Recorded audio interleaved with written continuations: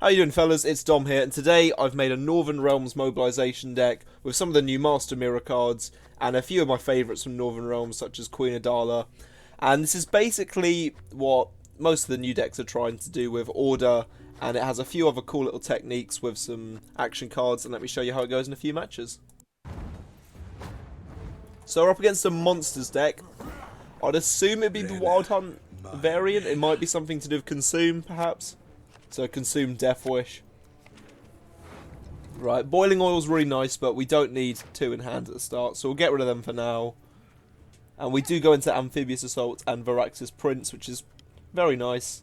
Kedwenny Knight was probably something that we should have got rid of instead of the second Boiling Oil, but it doesn't really matter too much for now, because we can just mulligan it in a later round.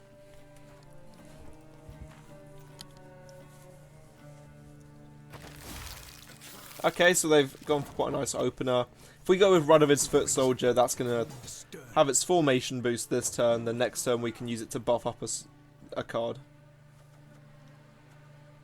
We don't have any of our frigates, which is a bit upsetting, because that's quite nice for an engine. Be gone. Well, they've gone into Penitent. That card, yeah, a Penitent. I don't... Words aren't my specialty. I'm sorry. Okay, so what I'm thinking is how much are we going to want to commit to this round? Because if we go smoke them out for now, it means that we got a nice little back row, we just managed to take it, and we still haven't committed anything too big. The reason why we have things like smoke them out and the Immortal Cavalry is just because it places 2 units, so it's a lot easier for things like War Elephant to get crew. Just we've obviously now got 2 soldiers. Yeah, they've really played into this round. Well, I say really, they've put down a big unit that we won't really be able to destroy. So we'll get down Kedwenny Knight as just like a burn, to see if we can get one more card out of them. And things, if they pass now, we can easily take it. But if they don't, then we might just have to leave it. See, if we had Bloody Baron in hand right now, we'd have an amazing target for it. But, yeah, we don't. So they've used 4 gold cards this round, and we're yet to use anything that strong. But we are sort of kind of falling behind a lot, and there isn't really much that we can do to catch up. So it might just be worth to pass here, as we got a lot of cards that I'd much rather save for later. Amphibious Assault's the only thing I'm considering, just because it's Echo. But, you know, this round's pretty much lost.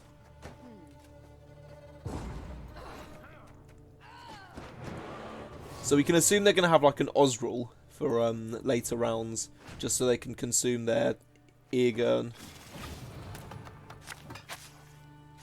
Hopefully they want to go for a long round, because we could probably beat them at that. We'll get rid of Kedwenny Knight and possibly Boiling Oil again. We're not up against the kind of decks that would want to be using Boiling Oil on. I mean, if they obviously summon something with Thrive, then we can get them at the right time. Okay, so they're putting out Osrul now, which is interesting. Maybe they're going to try and push this round a bit. So if we can try and take an early lead, that would be quite nice. I mean, this is a controversial opener, but if we go with the Frigate, then it'll have its order go off next turn. Although it is quite risky and it might get destroyed by some form of removal. So if we put down Immortal Cavalry, then that means we'll have something to kind of help it. But is there much removal in monsters? That's the thing. I know Skellige, obviously that would be a terrible thing to do. But yeah, no, actually this is decent, because it means that it'll be able to get off its order safely next turn. And then we can just put a soldier to the left, like either Carrick Marine, because it buffs. And now it's kind of out of range of what I would assume they'd have for removal. I mean, they might be running Imlerith's Wrath for all I know, just because of Osrul. Such a shame. I must kill you. Okay, so if we just don't have any units at 4 power, then we can kind of mean that doesn't get off its optimal amount. But, I mean, there's not really too much that we can do to stop it from grabbing our Marine.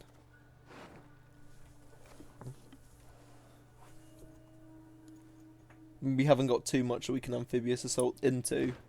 to kind of massively power surge away. But I mean, if we... Oh boy. I guess we could Reynard if we're being pushed a bit further. Thing is, I want to stay ahead of them this entire time. That's the main aim. And what, Reynard's not a soldier, so if we put him here, then it means we still got a soldier each side of the frigate, and sooner or later we can just put down more soldiers if that volunteer dies.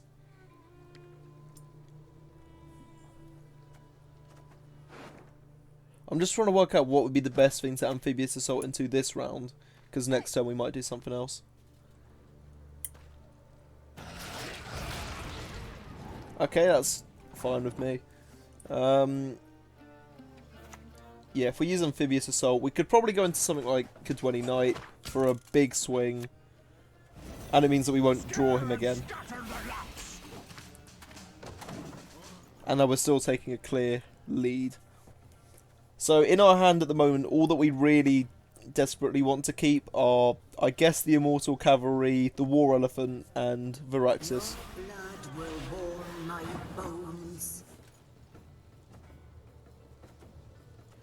I mean, I could reinforcements the frigate, to be honest, and then get 2 rows of that stuff going, which would be a bit crazy.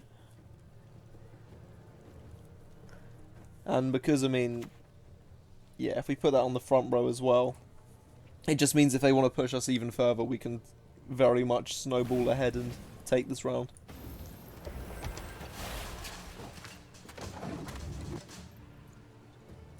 And then we can put, like, what, the Temerian drummer to the left side of the frigate if they continue to push.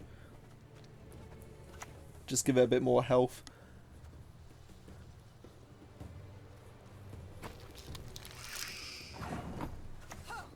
Yeah, we'll put that there. Left, right, and then get our volunteers out. I mean, I'm hoping they're going to stop pushing soon.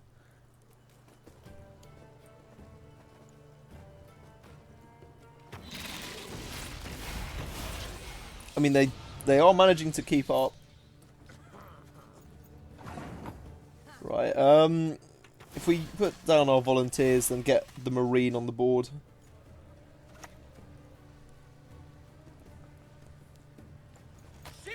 And then it doesn't really matter what we buff. If we just go with like a volunteer or something like that, it just means that our kind of buffs are spread out. Okay, that's the perfect time for them to pass, because it means that we still got in hand what we wanted for the 3rd round, and we're still a card ahead of them, so we will get final say. I mean, hopefully we get Bloody Baron, but the issue is we've got some good cards here.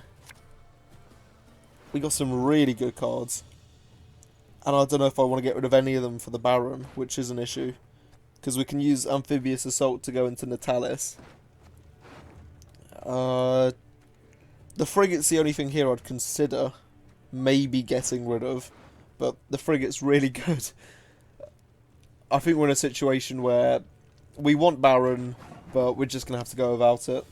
Just because if we do Mulligan, we could just end up hitting Warfare cards, which won't be anywhere near as good as the rest of the things we grab.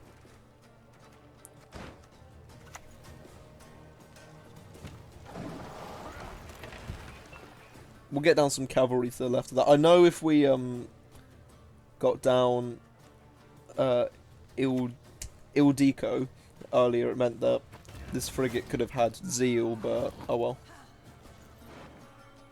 Right, that defender might make boiling oil a bit more of a pain. Let's get down our cavalry now. Let's go take either side, I guess.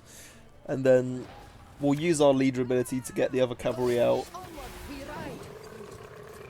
And there we go, we got a big lead now for the roughly the same cards, although they do still have their leader ability. See, what I'm worried is going to happen is the whole Detlef Higher Vampire Kairon combo, which Consume decks use near the end of games to get massive swings.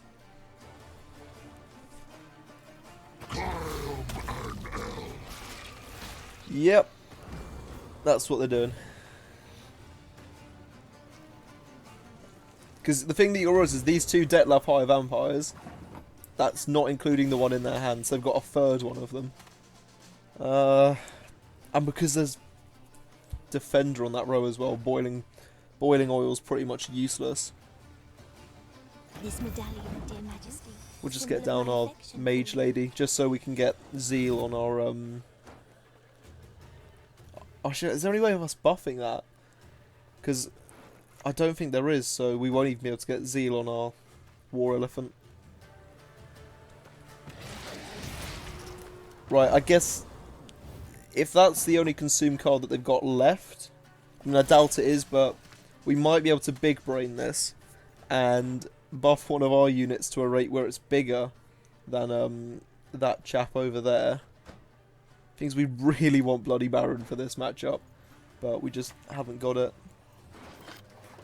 You know what, actually? I mean, I might actually avoid Natalis and go for something like Temerian Drummer, so I can buff up that person and then either buff the Immortal Cavalry or the Drummer. There we go. Just so now that they don't have dominance. Gets another Detlef.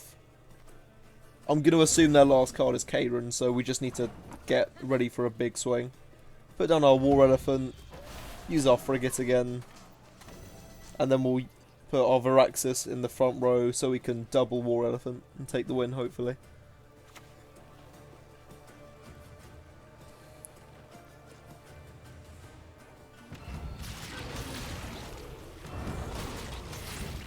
I mean, this is a big swing, but it's not too bad. I mean, they've now very clearly got dominance, so my big brain move is a bit redundant, but the thing is, we're actually really close to them. So yeah, we're easily going to take this. There we go. Well, we beat Consume. Nice. Right, well I hope you guys have enjoyed this. If you guys like the deck, I'll leave a deck guide in the description, and hopefully I'll see you next time.